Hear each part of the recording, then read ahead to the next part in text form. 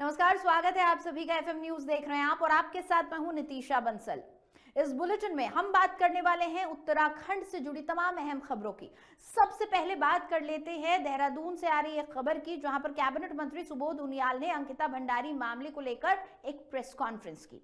उन्होंने कहा कि मामले की गंभीरता को देखते हुए सरकार ने महिला आईपीएस के नेतृत्व में एसआईटी बनाई थी। हाईकोर्ट ने भी माना कि जांच सही दिशा में हुई, इसलिए सीबीआई जांच की मांग खारिज की गई है। निचली अदालत ने आरोपियों को आजीवन कारावास की सजा सुनाई है। मंत्री ने कहा कि अगर किसी के पास और सबूत हैं तो सरकार जांच कराएगी और सबूत देने वाले को सुरक्षा भी देगी। इस दौरान मंत्री कुछ सवालों से बचते हुए भी नजर आए।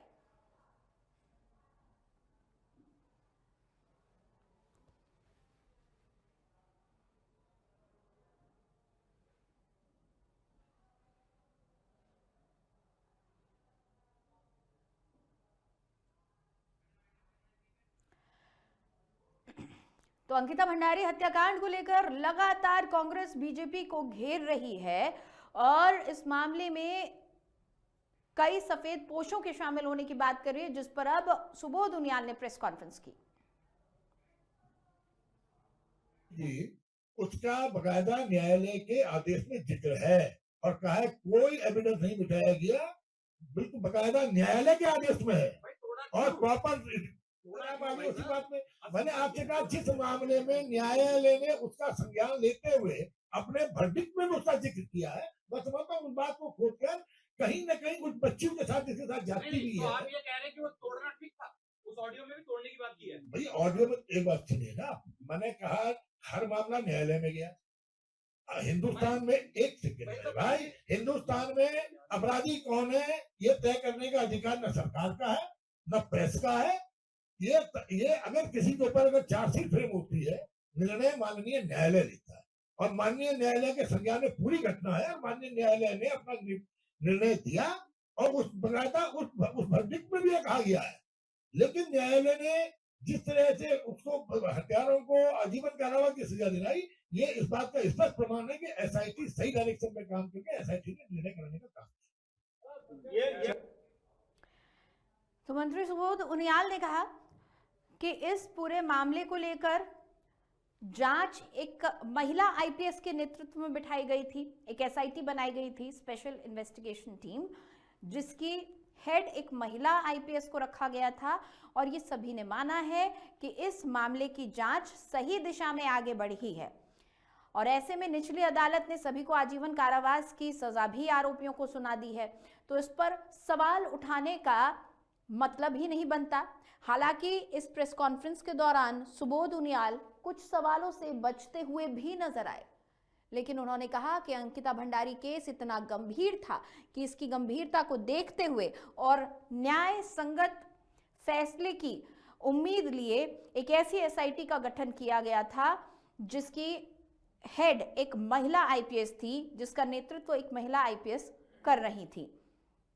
आपको बता दें कि इस पूरे मामले में 3 आरोपियों को आजीवन कारावास की सजा पहले ही सुना दी गई है और अब सुबोध उनियाल ने कहा है कि अगर किसी के पास कुछ और सबूत भी हो तो उन सबूतों को वो पेश करे और सबूत जुटाने वाले को, सबूत देने वाले को सुरक्षा भी सरकार की तरफ से मुहैया कराई जाएगी, गोपनीयता उस व्यक्ति की बनाए रखी जाएगी।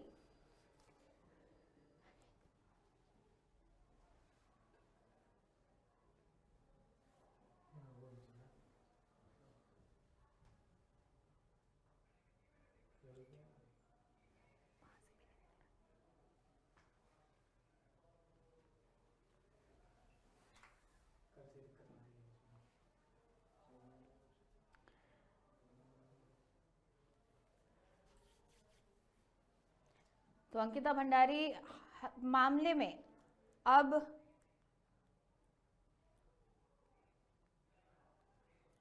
मंत्री सुबोध उनियाल ने प्रेस कॉन्फ्रेंस कर सवालों के जवाब दिए हैं।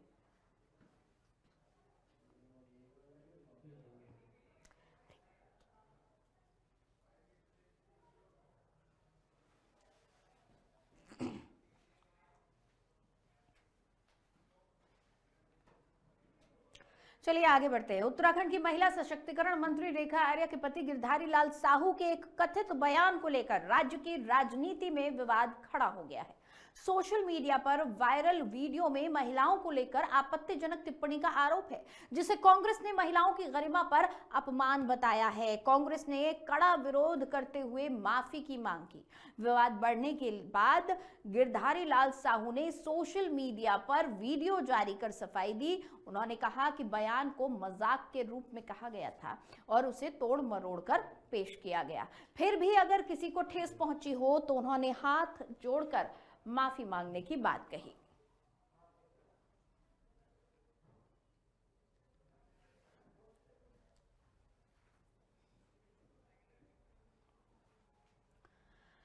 तो महिलाओं पर आपत्तिजनक टिप्पणी को लेकर उत्तराखंड की मंत्री, महिला सशक्तिकरण मंत्री रेखा आर्या के पति गिरधारी लाल साहू विपक्ष के और मीडिया के निशाने पर आ गए हैं। दरअसल एक कार्यक्रम में बोलते हुए गिरधारी लाल साहू ने कहा कि बिहार से 20-25 हजार में लड़कियां शादी के लिए मिल जाती हैं।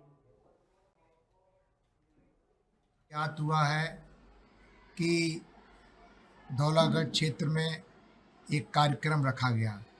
उस कार्यक्रम में मैं माननीय मंडल अध्यक्ष जी द्वारा पहुंचा। उस कार्यक्रम में माताएं, बहनों और बुजुर्गों का स्वागत समारोह था। उसी दौरान मैं अपने संबोधन में मैंने एक अपने मित्र की शादी की विषय में चर्चा भी मैंने की। उसी चर्चा को विरोधी और वह कांग्रेस पार्टी के लोगों ने मेरे संबोधन को तोड़ मरोड़ कर मीडिया में प्रस्तुत किया है, जो गलत है, निराधार है। जहाँ तक बेटियों के बारे में है, मैं प्रतिवर्ष बरेली में श्री रामलीला में 101 बेटियों की शादी करता हूँ बहुत लंबे समय से। वहीं अंकिता भंडारी हत्याकांड को लेकर कांग्रेस ने हरिद्वार में बड़ा प्रदर्शन किया है। पूर्व मंत्री डॉक्टर हरक सिंह रावत के नेतृत्व में वाल्मीकि चौक से हर की पैड़ी तक कैंडल मार्च निकाला, जिसमें सैकड़ों कांग्रेस कार्यकर्ता शामिल हुए। डॉक्टर रावत ने कहा कि मामले में सामने आए वीआईपी नाम की निष्पक्ष सीबीआई जांच होनी चाहिए और सभी दोषियों को सख्त सजा मिलनी चाहिए। उन्होंने कहा कि अंकिता पूरे देश की बेटी है और जब तक उसे न्याय नहीं मिलेगा कांग्रेस चुप नहीं बैठेगी। प्रदर्शन में धामी सरकार और बीजेपी के खिलाफ नारेबाजी भी की गई। अंकिता के हत्यारों को फांसी दो, फांसी दो। अंकिता के हत्यारों को बलात्कारियों की सरकार नहीं चलेगी, नहीं चलेगी। वीआईपी का नाम का खुलासा हुआ है। हम सीबीआई की जांच की मांग आज कांग्रेस पार्टी कर रही है। आज हम इस गंगा के तट पर हरिद्वार से भारतीय जनता पार्टी से सिर्फ एक ही मांग कर रहे हैं कि सीबीआई की जांच होनी चाहिए, निष्पक्ष जांच होनी चाहिए और जो भी दोषी है उनको सजा मिलनी चाहिए। पूरा आज केवल अंकिता केवल उत्तराखंड की बेटी नहीं, पूरे देश की बेटी है। यही कहेंगे कि अंकिता तेरा ये बलिदान याद करेगा हिंदुस्तान।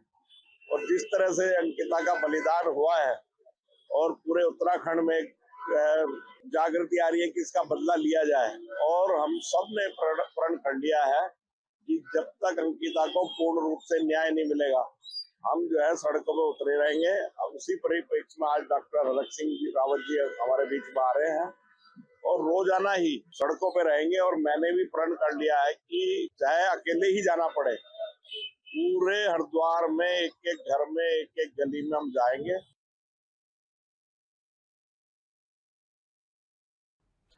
वहीं हरिद्वार में बीजेपी नेता अशोक त्रिपाठी ने इंडियन ओवरसीज बैंक के खिलाफ आमरण अनशन शुरू कर दिया है। कनखल के चौक बाजार में बैठे अशोक त्रिपाठी का आरोप है कि फेरूपुर में उनके ट्रस्ट द्वारा संचालित डीपीएस स्कूल के भवन निर्माण के लिए 2 साल पहले लिया गया बैंक लोन नियमों के विरुद्ध नीलामी में डाल दिया गया। उनका कहना है कि बैंक के रीजनल मैनेजर शशि कुमार ने मिली भगत कर स्कूल की नीलामी भूमाफियाओं को कराई। अशोक त्रिपाठी ने रीजनल मैनेजर पर कड़ी कार्रवाई की मांग करते हुए चेतावनी दी कि मांगे पूरी होने तक उनका आमरण अनशन जारी रहेगा।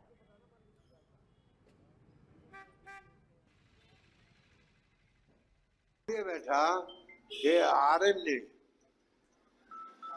नवंबर 2024 में हमारे अनुरोध पर आरबीआई की गाइडलाइन के अनुसार जो हमने अनुरोध किया उसको शुरुआत करके और उसको गैर कानूनी तरीके से मेलाफाइड इंटेंशन से और हठधर्मिता पूर्वक आरबीआई की गाइडलाइन के खिलाफ, सरकार की एमएसएमई पॉलिसी के खिलाफ, सुप्रीम कोर्ट की रूलिंग के खिलाफ उसने जानबूझ करके ये अकाउंट, अगर उस समय वो रिस्ट्रक्चर हो जाता नियमानुसार तो स्कूल में प्रॉपर हो रहा होता, हम इनका भी पेमेंट कर रहे होते और वो भी करते। अगली खबर देहरादून से है, जहां उत्तर प्रदेश, हरियाणा और दिल्ली से बड़ी संख्या में लोग आकर रह रहे हैं। इनमें से कई लोग यहां जॉब या बिजनेस कर रहे हैं, लेकिन कुछ लोग भेष बदलकर, साधु बनकर लोगों को ठगने और आपराधिक गतिविधियों को अंजाम देने का काम भी कर रहे हैं। ऐसे लोगों की पहचान के लिए दून पुलिस ने ऑपरेशन कालनेमी चलाया है। एसएसपी देहरादून ने बताया कि पुलिस लगातार सत्यापन अभियान चला रही है। जिन इलाकों में बाहरी लोगों की संख्या ज्यादा है वहां विशेष जांच की जा रही है। फर्जी तरीके से रहने वालों और ढोंगी बाबाओं पर कार्रवाई कर शहर की शांति और सुरक्षा को मजबूत किया जा रहा है।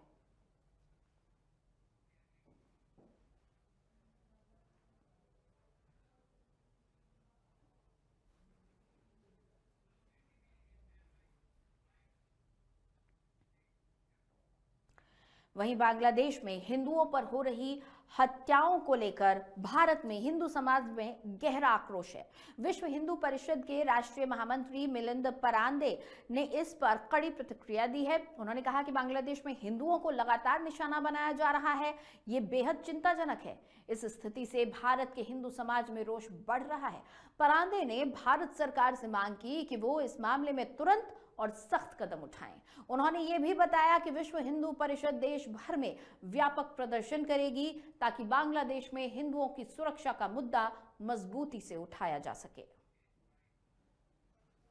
व्यवसाय नहीं है, इसका भी भान रखना चाहिए, क्योंकि जिस तरह की बातें घटित हो रही है, जितनी क्रूरता से हो रही है, उसके बारे में तो सबने कुछ न कुछ करना चाहिए और उसके अनुरूप ही व्यवहार करना। चलिए आगे बढ़ते हैं। शांति कुंज जन्म शताब्दी समारोह 2026 के अंतर्गत आज ऋषि क्षेत्र में अनावरण समारोह धूमधाम से संपन्न हुआ। कार्यक्रम में पूर्व केंद्रीय राज्य मंत्री अजय भट्ट, उत्तराखंड के मुख्य सचिव आनंद वर्धन और विश्व हिंदू परिषद के राष्ट्रीय महामंत्री मिलिंद परांदे मौजूद रहे। कार्यक्रम की अध्यक्षता शांति कुंज के युवा प्रमुख डॉक्टर चिन्मय पांड्या ने की। उन्होंने शताब्दी समारोह की विस्तृत जानकारी दी। इस अवसर पर 9 शताब्दी नगरों वाल्मीकि, परशुराम, चरक, भागीरथ, कश्यप, जगदग्नि, अत्रि, विश्वामित्र और याज्ञवल्क्य नगर का लोकार्पण किया। अतिथियों ने शांतिकुंज के मानव निर्माण और सनातन संस्कृति के प्रचार में योगदान की सराहना की।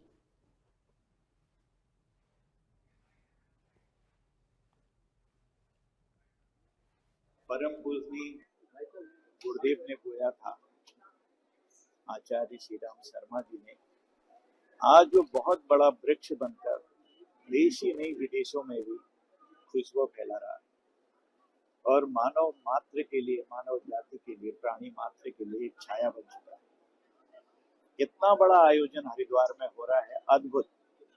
जिस तरह से कुंभ में होता है उससे भी ये कम नहीं है, मैंने आज देखा है। और इसमें डॉक्टर्स हैं, इंजीनियर्स हैं, प्रोफेसर्स हैं, वैज्ञानिक हैं, एक से एक बड़ी विभूतियां हैं जिन्होंने अपने जीवन को मानव कल्याण के लिए यहाँ दे दिया है। भरे पूरे समाज में हैं, भरे पूरे परिवार हैं, उनके परिवार भी इसके सहायक हैं। ये गुरुदेव की कृपा है। इसीलिए मैंने कहा कि जो बीज बोया था वो वृक्ष बन गया है। शांति। इस समारोह में सम्मिलित होने का जो सौभाग्य प्राप्त हुआ है मुझे, उसके लिए मैं डॉक्टर चिन्मय पांड्या को धन्यवाद देना चाहूँगा। ऐसे समारोह और इस तरह के आयोजन हमें अपने कर्तव्य, अपने मूल्य, अपने संस्कारों के प्रति सजग करते हैं और ये सौभाग्य की बात है कि ये हरिद्वार इस तपस्थली में ये आयोजन हो रहा है और इस आयोजन के लिए हम इनको बहुत बहुत बधाई देते हैं, शुभकामनाएं भी देते हैं। बड़े सौभाग्य का विषय है कि जो 3 सौभाग्य की धाराएं हैं, वंदनीय माता जी के धरती पर अवतरण के 100 वर्ष, पूज्य गुरुदेव की साधना के 100 वर्ष, अखंड दीपक के प्रज्वलन के 100 वर्ष, और उसकी प्रतीक्षा गायत्री परिवार ही नहीं बल्कि भारत के सभी आध्यात्मिक संगठन वर्षों से कर रहे थे। उस क्रम में आज जो ये वसंत पंचमी का महोत्सव है, उसकी सबसे महत्वपूर्ण कड़ी रखी गई। ऋषि क्षेत्र, साधना क्षेत्र का अनावरण हुआ, और आज के दिन की पुकार यही है कि जिस तरीके से भारत के ऋषियों ने ऋषियों मंत्र दृष्टारः भारत को अंधेरे के मध्य में प्रकाश की रेखा दिखाने का कार्य किया। गायत्री परिवार के माध्यम से जो एक युग परिवर्तन का कार्य चल रहा है, मुझे लगता है भारत की जो भूमिका है पूर्ण विश्व कल्याण में, तो उस भूमिका को भी निभाने वाला यह प्रसंग है। जो आध्यात्मिक धाराएं यहाँ से भारत से निकली है वह विश्व कल्याण के लिए ही निकली है, और उन्हीं धाराओं में से मुझे लगता है गायत्री परिवार भी एक ऐसी धारा है कि जो मानवता का कल्याण करेगी। यह बहुत शुभ प्रसंग है, पूर्ण समाज को जोड़ने वाला ऐसा यह एक कार्य है, और वो विश्व भर में फैल रहा है। ये बहुत आनंद का विषय है। देवभूमि से जुड़ी कुछ और खबरों का रुख करेंगे, लेकिन उससे पहले एक छोटा सा ब्रेक।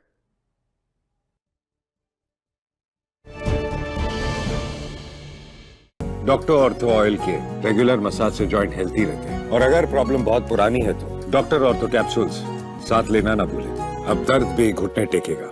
लोग सेहत बनाने के लिए क्या क्या नहीं करते, जिम जाते हैं, कसरत करते हैं, काजू बादाम प्रोटीन के डिब्बे तक घोल घोल कर पीते हैं, फिर भी उनकी सेहत नहीं बनती, क्योंकि उनका पाचन तंत्र खराब है। और जब तक के पाचन तंत्र दुरुस्त नहीं होगा, वो जितना मर्जी अच्छे से अच्छा खा ले, उनकी सेहत नहीं बन सकती।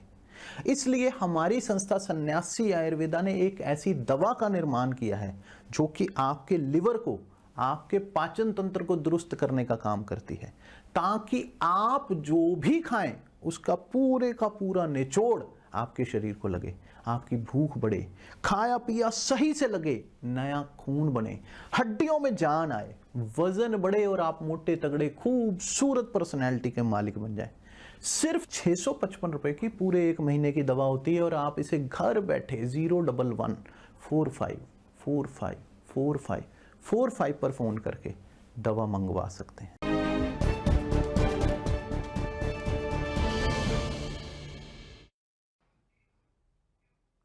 और चलिए खबरों में आगे बढ़ते हुए रुख कर लेते हैं इस वक्त की एक बड़ी खबर का। खबर जोशीमठ से है, जहां पर जोशीमठ ओली पर आर्मी कैंप में आग लगने की खबर सामने आ रही है।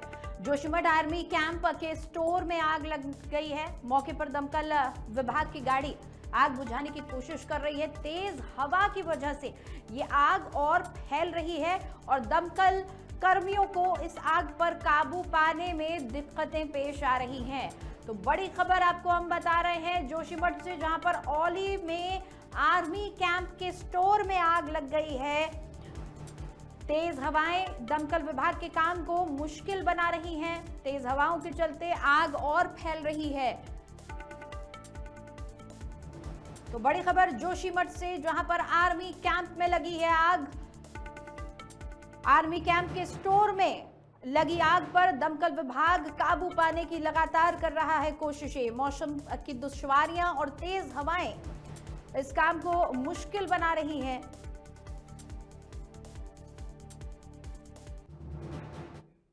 चलिए आगे बढ़ेंगे। रुड़की के धनौरी क्षेत्र में भीषण सड़क हादसे की खबर सामने आई है, जहां पर बीजेपी नेता की दर्दनाक मौत हो गई है। तो अहम खबर हम आपको रुड़की से ये बता रहे हैं, जहां पर धनौरी क्षेत्र में भीषण सड़क हादसे में बीजेपी ओबीसी मोर्चा के पूर्व प्रदेश कोषाध्यक्ष अमित सैनी रुड़की से धनौरी अपने घर लौट रहे थे। तभी 2 सड़कों के बीच उनकी कार अनियंत्रित होकर सड़क किनारे खड़े पेड़ से जा टकराई। टक्कर इतनी जबरदस्त थी कि कार के परखच्चे उड़ गए। सूचना पर पहुंची पुलिस ने कार से निकाल कर देखा तो अमित सैनी की मौके पर ही मौत हो चुकी थी। शव को पोस्टमार्टम के लिए रुड़की सिविल अस्पताल भेजा गया है। घटना से क्षेत्र में शोक की लहर है।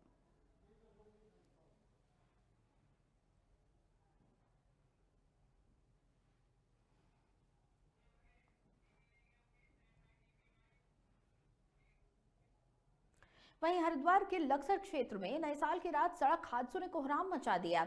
अलग अलग दुर्घटनाओं में 3 लोगों की दर्दनाक मौत हो गई। पहला हादसा लक्सर कुआंखेड़ा मार्ग पर हुआ, जहां अज्ञात वाहन की टक्कर से सेठपुर गांव निवासी 50 वर्षीय धूम सिंह की मौके पर ही मौत हो गई।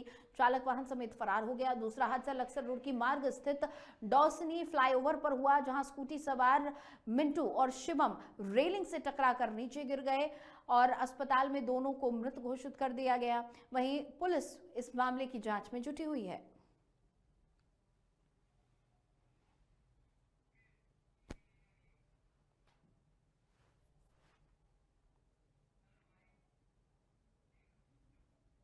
वहीं ऋषिकेश की तीर्थ नगरी शुक्रवार को कोहरे के आगोश में नजर आई।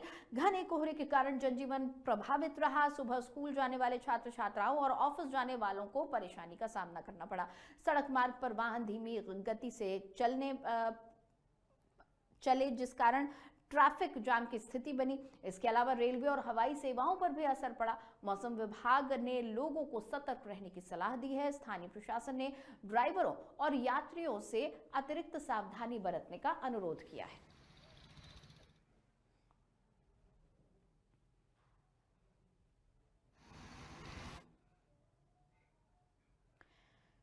वहीं ऋषिकेश के पास श्यामपुर खदरी इलाके में भालू के आने से लोगों में डर का माहौल है। पिछले 2 दिनों से भालू रात के समय रिहायशी इलाकों में घूमता हुआ सीसीटीवी कैमरों में कैद हो रहा है। एक वीडियो में भालू का सामना 2 लोगों से हो गया, जिन्हें जान बचाकर भागना पड़ा। हालांकि कोई घायल नहीं हुआ, लेकिन वीडियो वायरल होने के बाद डर और बढ़ गया है। बच्चे घरों में बंद हैं और लोग रात में बाहर निकलने से बच रहे हैं।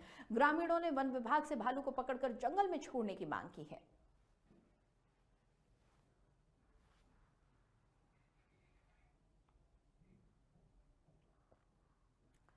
चलिए आगे बढ़ेंगे। पौड़ी जनपद में सड़क सुरक्षा और यातायात नियमों के पालन को लेकर पुलिस ने सख्त कार्रवाई की है। एसएसपी सर्वेश्वर पवार के निर्देश पर जनपद के प्रमुख मार्गों, बाजारों, पर्यटन स्थल और संवेदनशील इलाकों में विशेष चेकिंग अभियान चलाया गया। इस दौरान शराब पीकर वाहन चलाने वाले 7 चालकों के वाहन सीज किए गए, जिनमें कोटद्वार के 6 और पौड़ी का 1 वाहन शामिल है। इसके साथ ही उनके ड्राइविंग लाइसेंस निस्तारीकरण की प्रक्रिया शुरू कर दी गई है। उनका ड्राइविंग लाइसेंस निरस्त किया जा रहा है। नववर्ष के जश्न में नियम तोड़ने पर 81 वाहन चालकों के चालान भी किए गए हैं।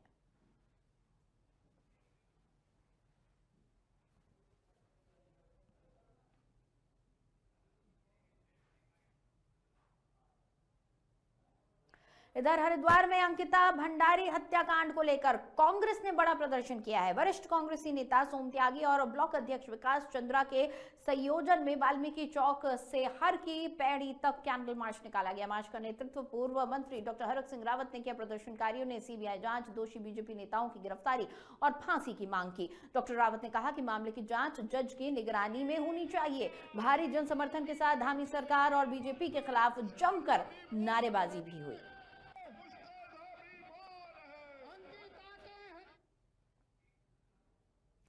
और फिलहाल उत्तराखंड की खबरों में इतना ही। मुझे दें इजाजत, आप देखते रहिए एफएम न्यूज।